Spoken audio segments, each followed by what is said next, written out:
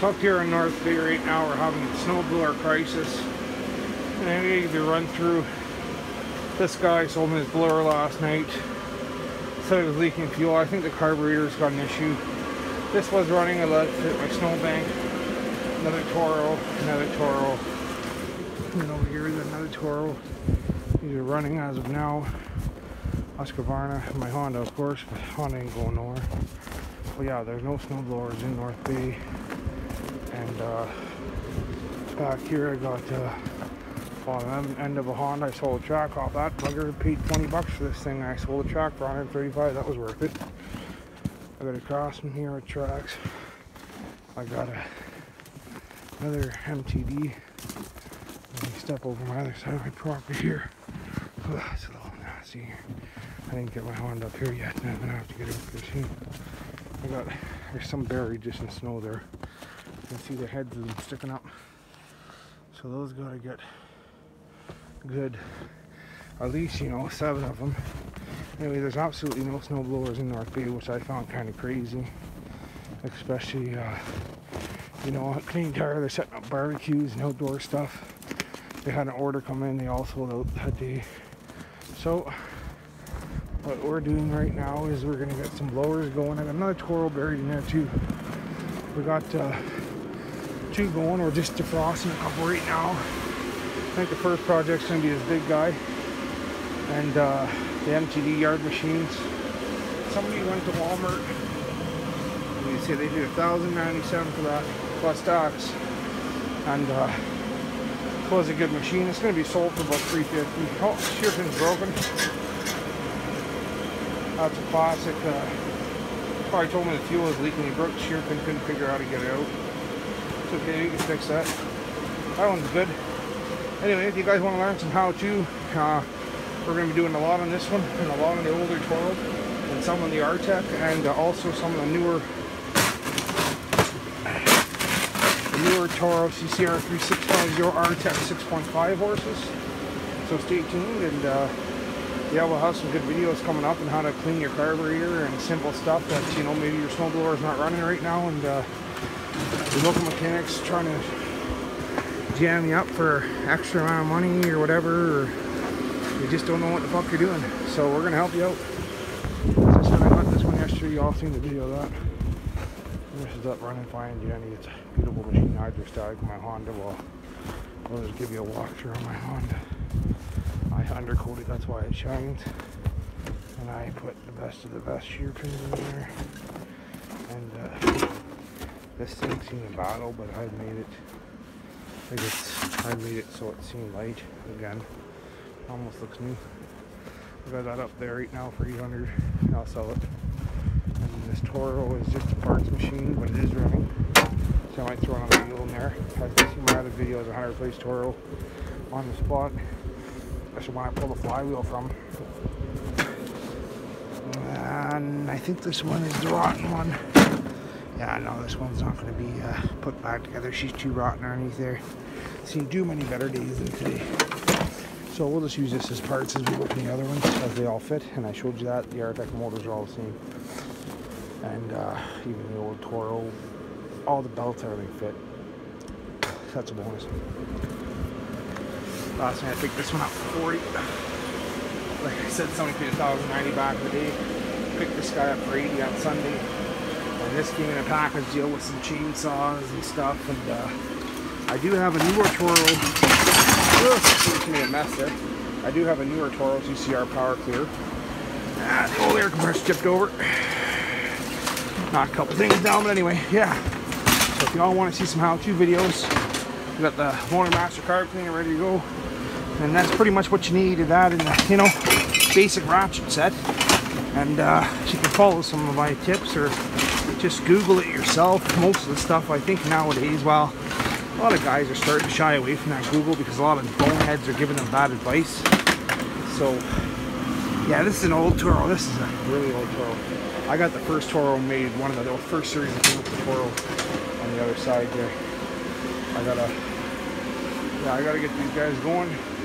There's no snowblowers in Northbay all the way to Toronto, and there's nothing in Timmins. So this guy's messaging me like crazy, and we gotta get these guys going. So yeah, stay tuned on how to clean a carburetor on an MTV. Any snowblower that comes to the engine, we're going to do that first. We're going to get that running. And then we're going to go to the Toro R-Tech, because I think that's going to be easy clean, carb clean.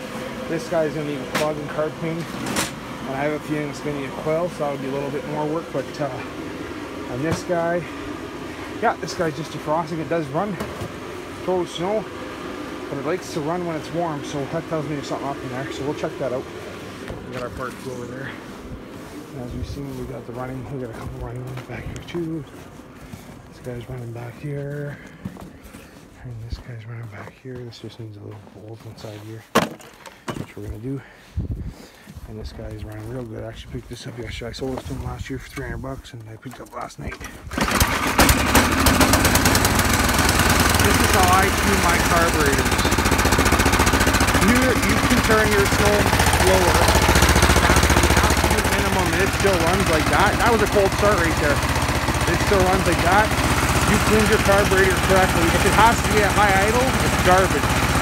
I tuned this carburetor for them last year. I cleaned it properly, and I sold it to them, and then they bought another one off me. So that just goes to show you how you know, how to have your snowblower sounding. Or it comes from, you know, Honda, obviously. You know, I walk up to my Honda and I think the battery's low, so I'm not going to push it. And I've got this tuned pretty freaking good too. Put the choke wide open here. Oh, I did. I used the key start and didn't want to, but anyway. This is cold too. I've got it right down. If you're wondering why this tinfoil tape there is, because I knocked this thing off, I had it glued. That's just sitting there coming off tomorrow. But that's how your Honda snowblower should run. At the absolute lowest pull. If you have to keep it up, something's wrong. It's a Honda. Anyway, actually, I accidentally key-started that. You heard how easy that was to start, just that click. So, this is that Briggs I got yesterday. And I'll just choke her out here. It's been sitting out for a while now, so we'll choke her. And the throttle, we'll put her up just a bit here and show you how your snowblower should sit. Choke off. Watch how low I get this bad boy. So low that the light kills out. That's how low.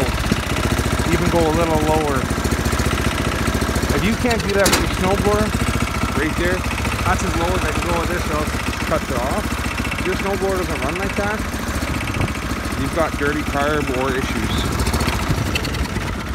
Anyway, we'll show you how to get them running like that and properly. Anyway, just let them defrost another 20 minutes there, and we'll be at them. So stay tuned, subscribe if you want to know more about snowblowers, snowmobiles, dirt bikes, ATVs, four-wheelers, hip-hop. We got it all.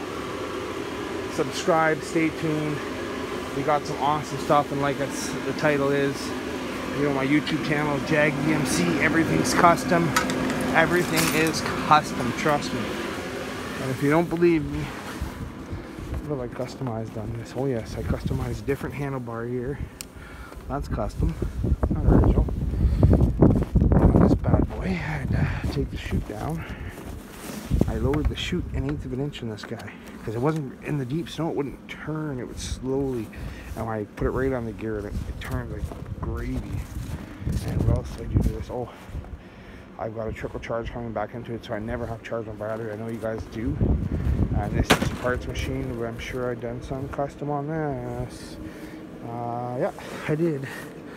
I didn't put that back. It didn't go back in there, so I put a bolt through there. So that way that bolt holds this spot piece on. Everything's custom. Everything is custom. Jag, everything's custom. Subscribe, guys, if you want to know.